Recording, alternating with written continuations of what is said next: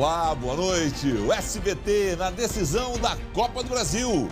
Com o Beira-Rio lotado, Inter enfrenta o Atlético Paranaense em busca do bicampeonato. Faltando 2 horas para o jogo, o capitão D'Alessandro segue sendo dúvida para a decisão. Ao vivo, Débora de Oliveira, Jeremias Werneck e Robson De Lázari trazem todas as informações sobre a grande final desta noite. A privatização do mercado público. A Prefeitura anuncia que edital de concessão da gestão privada deve ser lançado em novembro. Violência contra a mulher.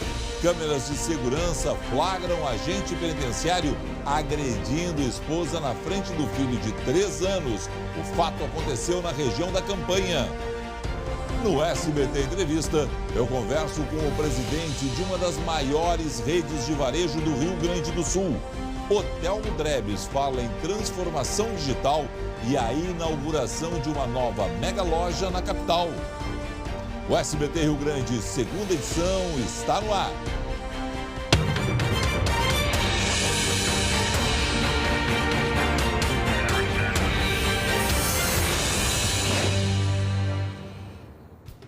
E a gente começa indo direto para o palco de todas as atenções de quem vive em Porto Alegre, no Rio Grande do Sul e em todo o país essa noite. A final da Copa do Brasil. O jogo começa daqui a 2 horas e 10 minutos, mais ou menos. Deixa eu conversar com o Jeremias Werneck, ele está no entorno do Beira-Rio. Já conseguiu descobrir se D'Alessandro vai ou não vai para o jogo, Jeremias? Boa noite. Boa noite, Felipe. Boa noite para todo mundo ligado no segunda edição. Olha, a tendência é que o D'Alessandro jogue. Ele ainda tem que fazer um teste, mas a tendência é que ele vá para o jogo. Esse mistério em torno do nome dele tem um pouco também de uma estratégia para driblar o adversário, para surpreender o Atlético. Mas por se tratar de uma final aqui no Beira-Rio, com essa massa toda junto apoiando o Internacional, a tendência é que o argentino vá até mesmo para uma espécie de sacrifício. Afinal de contas, o Inter precisa vencer o jogo para ficar com o título. Vale a lembrança, não tem gol qualificado. Se o Inter fizer 1-0, 2-1, 3-2, vai para os pênaltis. Vencendo por 2 gols de diferença, aí fica com o título no tempo normal, mas a tendência é que o D'Alessandro comece o jogo, Felipe. Tá certo, o Jeremias Werneck volta em instantes. A Débora de Oliveira também participa do segunda edição aqui comigo. Todas as informações sobre Inter e Atlético Paranaense nesta edição. Começa nesta quinta-feira a consulta pública para a proposta de concessão do mercado público para a iniciativa privada. Um dos cartões postais de Porto Alegre pode ter um contrato para a administração de 85 milhões de reais. Mas até outubro, quem costuma ir até lá sempre pode opinar se acha que a ideia realmente vale a pena. Mercado público ou privado? Se os planos do prefeito Nelson Marquesa Júnior derem certo, o local vai passar a ser administrado por uma empresa. O primeiro passo é uma consulta popular no site da Secretaria de Parcerias Estratégicas. Ela é aberta a todas as pessoas interessadas em sugerir, em criticar, em fazer algum tipo de observação em relação ao material que está disponível. A proposta da Prefeitura terceiriza todos os gastos e investimentos do tradicional ponto do centro de Porto Alegre. O contrato, no valor de 85 milhões de reais, deve durar 25 anos. A consulta vai até 7 de setembro. Uma audiência pública também vai acontecer durante esse período. A expectativa da administração municipal é lançar o edital até o final de novembro. Antes disso, ocorre uma data emblemática. Em 3 de outubro, o mercado completa 150 anos. Mas depois dessa notícia, tem um grupo que não vê motivos para comemorar: os atuais comerciantes. Depois do incêndio há 6 anos, foram os permissionários que arcaram com o custo de realização do plano de prevenção contra incêndio. E agora eles têm receio que todo esse investimento vire prejuízo. Não tem nenhuma garantia para os permissionários, nem de permanência, nem de como vai ficar. Segundo o secretário, o período da consulta serve para resolver esse tipo de questão. que é muito apropriado para que eles nos procurem, apresentando essa documentação, né, todas as certificações disso, e aí de alguma forma a gente vai respeitar isso dentro do novo contrato. E por que a associação não participa da disputa pela administração? Para nós foi falado que não pode concorrer empresas que não tenham fins lucrativos, e a associação é sem fins lucrativos, então nós estaremos fora dessa situação. Para nós, gerir isso aqui sem fins lucrativos seria o ideal, né? Todo mundo sabe que eu sou favorável às privatizações, não é por isso, no entanto, que eu seja a favor de um dono para o mercado público de Porto Alegre. Eu que sou frequentador do local, acredito que a melhor fase daquele comércio histórico para a cidade, foi quando ele era gerenciado pela Associação de Permissionários. Na reforma de 96, quem bancou a reforma foram eles, porque tinham liberdade para definir o que fazer e dinheiro em caixa. Foi a prefeitura entrar, por sinal, na administração do mercado e os prejuízos começaram. Quando o mercado incendiou, o que mais teve foi discurso de político prometendo rapidez na liberação de recursos. Quem é que meteu a mão no bolso para PPCI e outros gastos? Os permissionários. A prefeitura deveria respeitar a liberdade de empreender e a propriedade dos que ali já investem e dar a eles o comando do processo. A liberdade para os pequenos e médios permissionários que atuam no mercado público é fundamental para o desenvolvimento econômico dos que lá já trabalham. O mercado público deve ser público, não por ser estatal, mas por ser livre para empreender. E quem está no mercado hoje sabe muito de empreendedorismo há 150 anos, que é o tempo da história do mercado, nessa relação que a gente tem com ele e a cidade. Um agente penitenciário foi preso hoje por espancar a mulher na frente do filho de 3 anos. Esse fato lamentável aconteceu em Lavras do Sul, região da Campanha. Bruna Osterman, boa noite. Infelizmente, mais um caso de violência contra a mulher, Bruna. Queria que fosse uma noite melhor se não tivesse esse registro aí que foi flagrado por câmeras de segurança. Ao prestar depoimento, o suspeito confessou o espancamento e alegou ciúme. Ele vai responder por lesão corporal qualificada e na casa dele a polícia recolheu 2 armas registradas. Segundo a vítima, não é a primeira vez que ela sofre violência do marido, ou seja, violência doméstica. A mulher está sob proteção da justiça e já está na casa de familiares. A Superintendência de Serviços Penitenciários, SUSEP, disse que vai investigar a conduta do agente através da corregedoria. Isso aconteceu no domingo, Felipe. Obrigado, Bruna. Você volta em instantes. E em instantes, mais informações sobre Inter e Atlético, decisão da Copa do Brasil, hein? Confira agora o SBT Entrevista desta semana.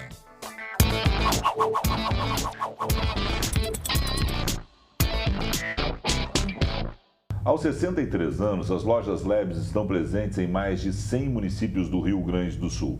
São mais de 160 filiais que esse ano faturarão mais de 1 bilhão e 300 milhões de reais. Presidente das lojas Lebes, Otelmo Drebs. Como é que foi chegar até aqui, 63 anos de uma empresa familiar? Com muito trabalho, muita dedicação, muito tempo.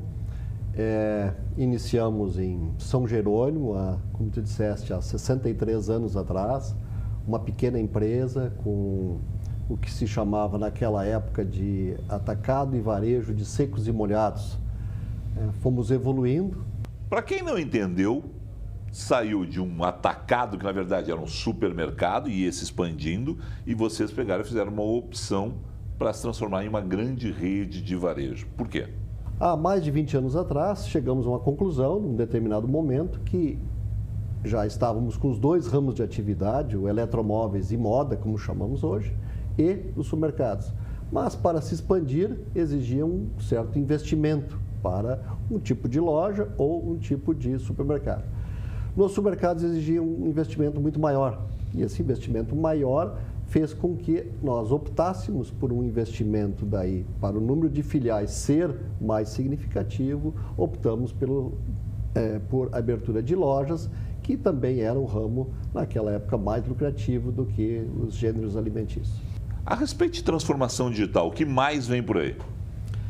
Felipe, transformação digital, como o nome diz, é uma evolução, uma transformação total da empresa, fazendo com que hoje palavras que a gente vê na internet, desde robotização, desde cloud computing, da nuvem, desde uma gerência comercial, um planejamento, omnichannel, todas essas palavras novas que talvez todos nós vejamos nos últimos anos, tudo isso está hoje na Lebs, transformando completamente a empresa para que tenha esta multicanalidade, esta opção do cliente comprar de qualquer forma, em qualquer lugar, de qualquer maneira e receber e pagar aonde ele para melhor lhe convier. Esse é o maior investimento de vocês hoje? Esse é disparado o maior investimento. Que termos de percentual esse crescimento de vocês? Nós, este ano, temos um faturamento aproximadamente de 10% acima do ano passado. Vocês fizeram uma opção de crescer do interior para a capital, chegaram com uma presença forte em Porto Alegre, construindo inclusive essa mega loja aqui no centro da capital. Qual é o futuro das lojas físicas, o que vem por aí? Temos, sim, um novo empreendimento, será a maior loja da empresa, a ser inaugurado no dia 17 de outubro, que se chamava o antigo Bradescão, na Avenida Farrapos, entre a Sertória e a Dona Margarida, um imóvel de 5.300 metros quadrados, estacionamento para 150 carros, escada rolante, restaurante, farmácia, banco, café. Vai ter um outro empreendimento onde teremos, sim, 2 grandes lojas em Porto Alegre. Não é a intenção de se ter outras lojas, mega lojas deste porte. Obrigado, sucesso. Legal, obrigado.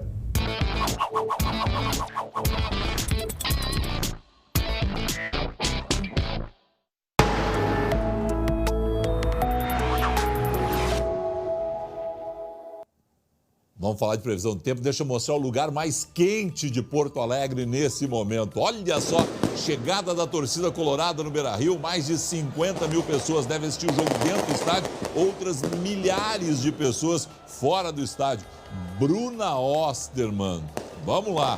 Porque a Lu, quando está aqui, acerta todas na previsão do tempo. Me diz aí, o que vai acontecer, Bruna, no Beira-Rio hoje, em termos de tempo, né? O que vem por aí? Olha, Felipe, a minha expectativa é que a chuva seja só de alegria, com a taça mesmo, porque, aliás, eu sou colorada, mas tô com o look errado hoje, né? Mas não deve mais chover. Aliás, a quinta-feira vai ser de céu claro, grande amplitude térmica, já falando de amanhã, né? E aí vai ter uma grande diferença entre a temperatura mínima e a máxima. Vai de 10 a 29 graus em Santa Rosa, de 9 a 24 em Santa Maria e 9 a 19 em Pelotas. Já em Porto Alegre, o efeito cebola também vai ser grande, com mínima de 11 e máxima de 27 graus na quinta.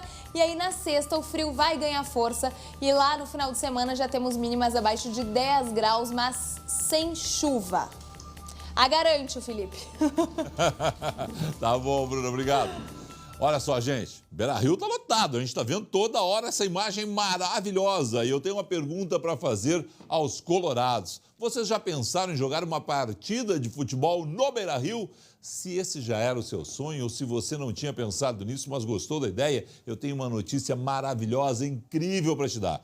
O Estádio Beira-Rio lançou o evento Seleção Colorada, onde torcedores poderão jogar uma partida no campo do Beira-Rio, naquele gramado espetacular. Os participantes ganham um kit com uniforme exclusivo, se fardam no vestiário profissional, entram no campo pelo túnel e podem levar a sua torcida particular. Aproveite e garanta seu lugar o quanto antes nesse grande evento. Ainda existem poucas vagas abertas. As inscrições devem ser feitas somente na loja Coração do Gigante, localizada no Beira-Rio, ao lado do portão 4. Consulte valores e demais informações pelo telefone 3392.000 ou pelo e-mail contato@coraçãodogigante.com.br. Não perca essa oportunidade. E para onde é que a gente vai? A gente vai para o Beira-Rio, saber as informações do Atlético Paranaense. Robson De Lázari, boa noite. Como vem o Furacão para essa noite quente em Porto Alegre, Robson? Boa noite, Felipe. Boa noite a todos que acompanham o SBT Rio Grande de segunda edição. O Atlético Paranaense vem empolgado. Depois de ter conseguido a vantagem no primeiro jogo de semana passada em Curitiba, venceu por 1-0. O time teve até problemas na véspera do jogo. Ontem, muitas turbulências, digamos assim, na logística.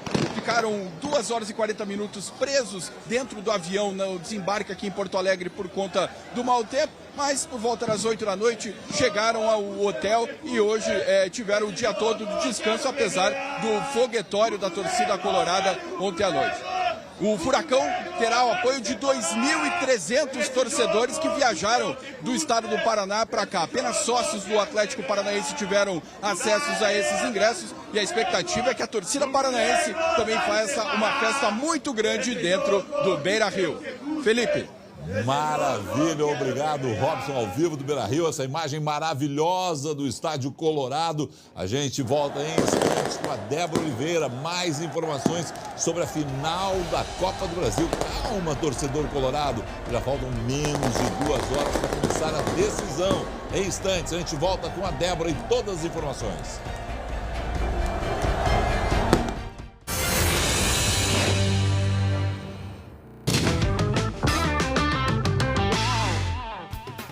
E a gente volta com imagens ao vivo do Beira-Rio. Essas imagens são geradas aqui, no Morro Santa Teresa, direto do SBT. Essa visão espetacular que a gente tem do Beira-Rio. Débora, boa noite. Boa noite, Felipe. Boa noite para quem está em casa. Nós estamos acompanhando durante todo o dia, né? O que os colorados estão vivendo. Eu sempre digo, os jogadores jogam a decisão, mas os torcedores vivem a decisão, né? Não trabalham direito, na escola não conseguem prestar atenção na aula, ficam naquela agonia, naquela ansiedade, já começam a festejar desde muito cedo.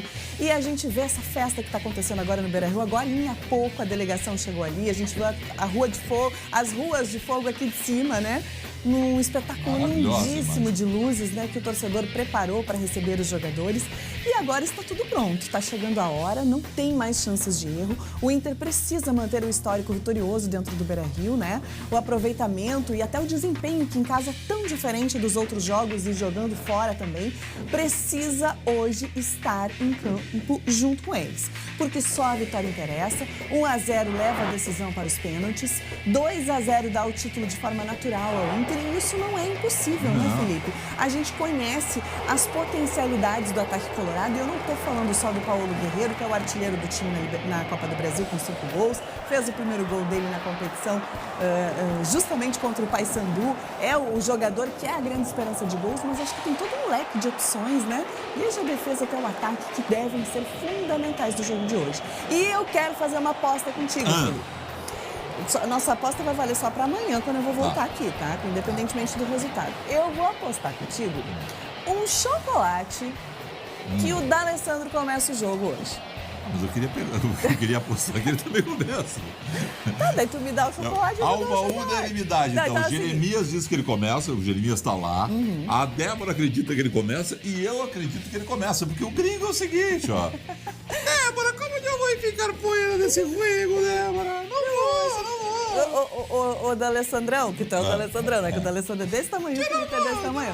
O D'Alessandrão, eu não acredito que um jogador com a liderança do D'Alessandro, que a gente conhece, com a gana de vitória do D'Alessandro, que a gente conhece, com o protagonismo do D'Alessandro, que hoje tem a chance de erguer mais um troféu, caso o Inter seja campeão, vai ficar de fora. Não tem dor muscular que segure o gringo nesse momento. Eu sei que é sério, que ele fez um teste hoje, não foi bem nesse teste.